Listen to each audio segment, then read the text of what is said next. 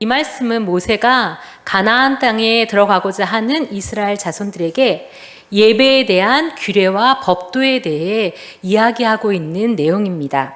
제가 이 말씀을 다시 새 번역으로 읽도록 하겠는데요. 조금 더 이해하기가 쉬우실 거예요. 한번 잘 들어보시기 바랍니다.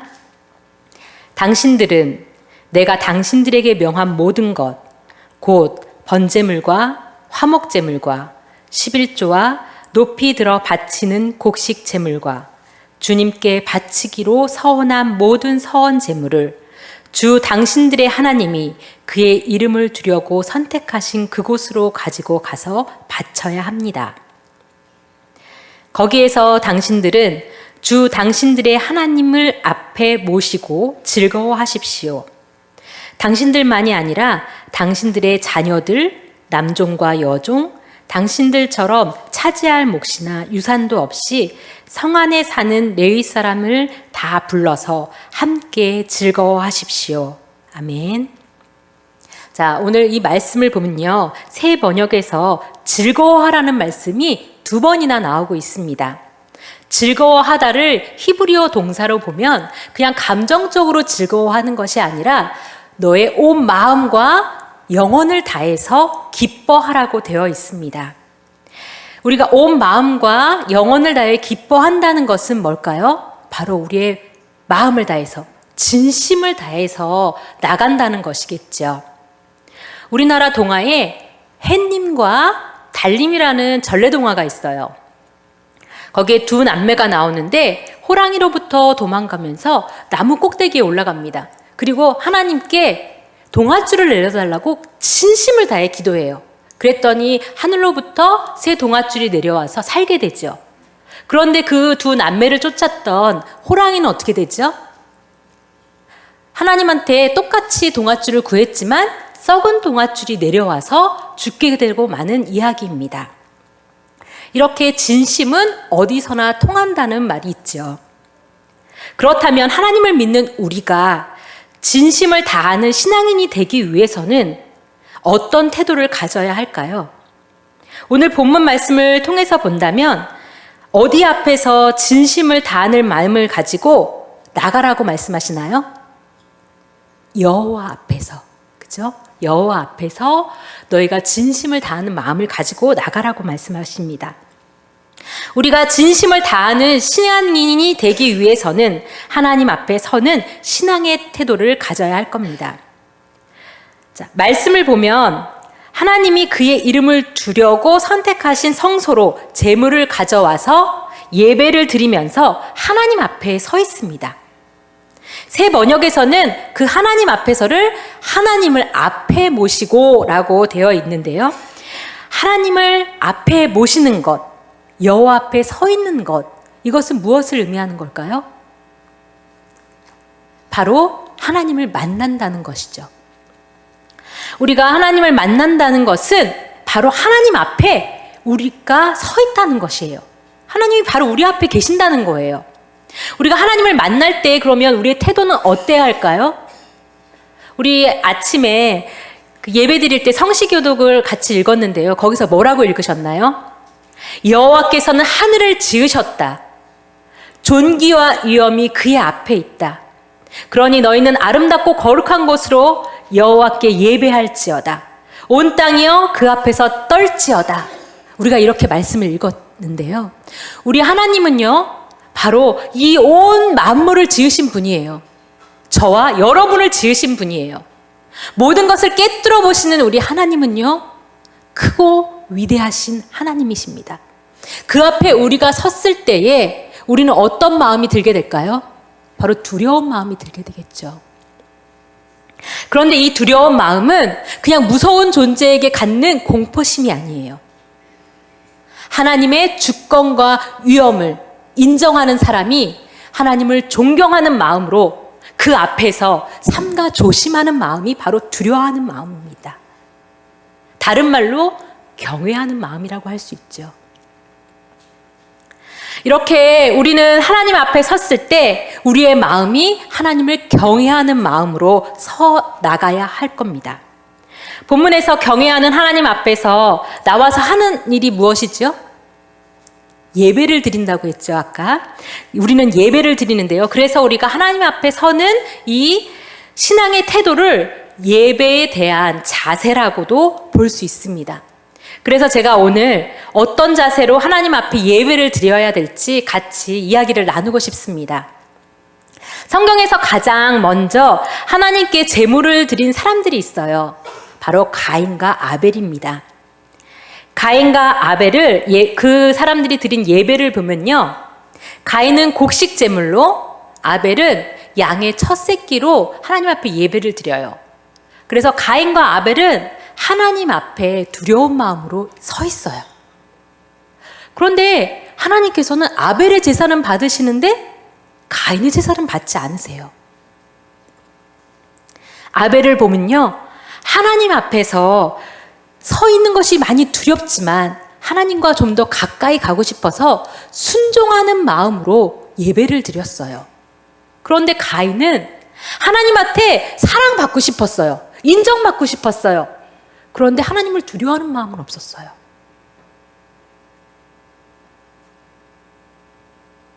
하나님께 순종하지 않았어요. 가인의 그런 모습은 하나님과의 대화에서도 나타나는데요. 창세기 4장 5절 7절 말씀을 제가 읽도록 하겠습니다. 가인과 그의 제물은 받지 아니하신지라. 가인이 몹시 분하여 안색이 변하니 여호와께서 가인에게 이르시되 내가 분하여 함은 어찌 됨이며 안색이 변함은 어찌 됨이냐. 내가 선을 행하면 어찌 낯을 들지 못하겠느냐. 선을 행하지 아니하면 죄가 문에 엎드려 있느니라. 죄가 너를 원하나 너는 죄를 다스릴지니라. 아멘. 하나님께서 직접 가인에게 말씀해 주세요. 하나님께 직접 말씀을 들은 가인은 어떻게 하죠? 아벨 동생을 들로 불러냅니다. 그리고 그를 죽여요. 가인의 이런 모습에서 하나님을 두려워하는 모습이 보이시나요? 안 보이죠. 가인에게는 하나님을 두려워하는 마음이 없었어요. 그저 하나님한테 사랑과 인정만 받고 싶지 두려워하는 마음이 없었어요. 하나님 앞에 서 있지만 하나님을 두려워하는 마음, 하나님을 경외하는 마음이 없다는 것은 그것은 바로 가인이 하나님 앞에서 하나님을 무시하는 겁니다. 그러니 하나님께서 가인의 예배를 받지 않으신 거겠죠. 하나님 앞에 선다는 것은 가인과 같은 자세로 서는 것이 아니라 아벨과 같은 자세로 서는 겁니다. 우리의 예배의 자세도 하나님을 두려워하면서 하나님을 사랑하고 하나님께 순종했던 아벨과 같은 그런 예배자가 되어야 되지 않을까요? 두 번째로 하나님 앞에 선 우리의 예배의 자세는 어때야 할까요? 예수님께서 부활하시고 하늘로 오르신 이후에 성령이 제자들에게 임합니다. 이때 베드로가 유대 사람들과 예루살렘 사람들에게 설교를 하는데요. 너희가 십자가에 못 박은 이 예수를 하나님께서는 주와 그리스도가 되게 하셨다. 이렇게 설교를 했어요. 그랬더니 그 설교 말씀을 들은 사람들의 마음이 찔렸어요. 그래서 베드로에게 우리가 어떻게 할까? 제가 어떻게 했으면 좋겠어요? 라고 묻습니다. 그러자 베드로가 이렇게 얘기해요. 너희가 회개하여 각각 예수 그리스도의 이름으로 세례를 받고 죄 사함을 받으라. 이 이야기를 들은 사람들이 어떻게 했나요? 그 말씀을 듣고 바로 회개하고 그리고 세례를 받습니다. 여호와 앞에서 하나님의 말씀을 듣는 우리의 예배의 자세는요. 하나님의 말씀을 듣고 마음이 찔렸을 때 바로 회개해야 합니다. 하나님께서 우리에게 마음의 찔림을 주셨다는 것은 돌이킬 수 있는 기회를 주셨다는 거거든요. 그러니 마음이 찔림이 있을 때에 그 화살을 다른 사람에게 돌려서는 안 돼요. 그리고 그 찔림을 무시하고 그냥 넘어가서도 안 됩니다. 계속 그 마음의 찔림을 무시하면 나중에는 그 마음의 찔림조차 없어지고 우리가 회개할 기회조차 놓치게 됩니다. 하나님께서는 항상 우리에게 회개할 기회를 주세요. 가인에게 하신 것처럼 직접 말씀으로 하시고요. 또한 성경 말씀을 통해서 우리가 성경 말씀을 읽을 때 그리고 찬양 가사를 통해서 그리고 꿈으로도 다른 사람을 통해서, 심지어는 길가에 있는 풀을 보면서조차도 하나님은 우리의 어떤 방법으로도 우리가 회개할 수 있는 기회를 주시고 있습니다. 그러니 우리는 이 하나님이 주신 기회를 놓쳐서는 안 됩니다. 우리가 하나님 앞에 계속 서기 위해서는 우리가 회개하는 자리에 나가야 합니다. 하나님께서는 죄가 없으시고 죄를 미워하시기 때문에 우리가 하나님을 계속 만나고 하나님을 계속 사랑하고 나가기 위해서는 우리는 회개하고 제사함을 받아야 합니다. 세 번째로 하나님 앞에 선 우리의 예배의 자세는 어때야 할까요? 오늘 본문 12절에 바로 당신과 당신의 자녀들, 남종과 여종, 그리고 당신처럼 차지할 몫이나 유산도 없이 성 안에 거하는 레위 사람을 다 불러서 여호와 앞에서 함께 즐거워하라고 말씀하고 계시는데요. 신명기 16장에서는 절기 예배도 이야기하고 있어요. 거기에서는 고아와 가부와 그리고 나그네도 함께 하라고 이렇게 되어 있습니다. 우리가 예배 드릴 때 나와 나의 자녀들뿐만 아니라 이 사회에서 소외된 사람들, 도움이 필요한 사람들을 초대해서 하나님 앞에서 함께 즐거워하라는 말씀이시죠. 또한 이 말은 우리의 예배에서 소외되는 사람 없이, 무시되는 사람 없이 다 함께 예배를 드리고 즐거워해야 된다는 말이 아닐까요? 우리 모두 하나님 앞에서 하나님을 두려워할 줄 안다면 없다고 또 잘 못한다고 무시하지 않고 또 무시한다고 오해하지도 않고 이 사람이 이렇고 저 사람이 저렇다고 판단하지 않을 겁니다. 내가 좋아하는 사람만 챙기는 것이 아니라 서로 소외되지 않게 서로 챙기고 서로 돌보고 서로 보살피고 그런 마음으로 우리가 하나님 앞에 예배 드릴 때 우리의 마음이 즐겁지 않을 이유가 없겠죠. 그리고 우리가 받은 은혜를 함께 나누는 것도 중요합니다. 산의 진미가 눈앞에 펼쳐져 있어도 혼자 먹으면 외롭지만 같이 먹으면 행복하다고 하잖아요.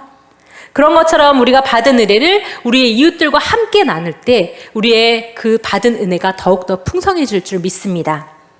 말씀을 정리하자면요. 우리가 하나님 앞에서 진심으로 예배를 드리기 위해서는 세 가지를 잊지 말아야 합니다. 첫 번째는 하나님을 두려워하는 마음으로 하나님께 순종하자입니다. 여기서 두려움은 공포가 아니라고 했습니다. 존경하는 마음, 삼가 조심하는 마음, 바로 경외하는 마음이라고 했죠. 하나님 앞에서 아벨처럼 하나님을 존중하고 사랑하며 하나님의 말씀에 순종하는 예배자, 바로 그 한 사람을 하나님은 오늘도 찾고 계십니다. 우리 성도님들은 바로 그 예배자가 나이기를 바라는 마음으로 사시기를 바랍니다. 두 번째는 하나님께서 주시는 회개의 기회를 절대 놓치지 말자입니다. 우리가 진심으로 하나님 앞에 나가기 위해서는 회개 없이는 나갈 수가 없어요. 왜냐? 하나님은 죄가 없으시기 때문이죠. 그래서 우리가 하나님 앞에 설 때 우리의 죄가 다 드러나게 되어 있습니다. 그러니 회개하고 죄사함을 받아야 합니다. 그래서 더욱 친밀하게 하나님과의 그 관계를 갖고 나가시는 우리 성도님들이 되시기를 간절히 바랍니다. 세 번째는 우리의 주변을 살피자입니다. 우리 주변에 소외되고 도움이 필요한 사람은 없는지 돌아보시고요. 우리가 예배 드리는 데 있어서도 소외되고 도움이 필요한 사람은 없는지 살피면서 우리가 받은 은혜를 함께 나누십시오. 하나님께서는요, 우리와 하나님의 관계를 아주 중요하게 여기세요. 그런 것처럼 우리와 우리의 이웃과의 관계도 중요하게 여기십니다. 그래서 예수님께서 말씀하셨어요. 이 세상에서 가장 큰 계명은 바로 하나님의 사랑과 이웃 사랑이다. 이렇게 우리에게 어떻게 예배 드려야 할지 하나님은 우리 말씀을 통해서 우리에게 가르치고 계십니다. 하나님께서 우리에게 이렇게 살아라, 이렇게 하라고 하신 이런 말씀들은요, 그것으로 우리에게 힘들라고, 그래 너 골탕 한번 먹어봐라, 이게 아니에요. 우리가 잘 살게 하기 위해서, 우리가 행복하게 하기 위해서 하나님께서는 우리에게 이렇게 말씀하시는 겁니다. 이것을 믿고 하나님을 두려워하는 마음으로 순종하고 하나님께서 주시는 기회를 놓치지 말고 그 기회를 잡아서 우리의 주변을 살피면서 함께 하나님 앞에서 진심으로 예배 드리시는 성도님들이 되시기를 주님의 이름으로 축복합니다. 같이 기도하겠습니다.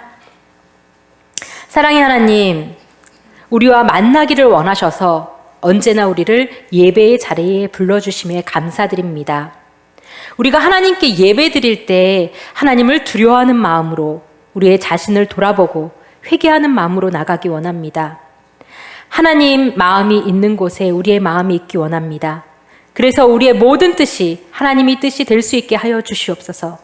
우리가 예배를 드릴 때마다 우리의 주변 사람들을 살피게 하시고 또 함께 예배를 드리기를 원하나 함께 하지 못하는 믿음의 자녀들을 살핌으로 그들과 함께 여호와 하나님 앞에서 기쁨으로 나갈 수 있도록 함께하여 주시옵소서.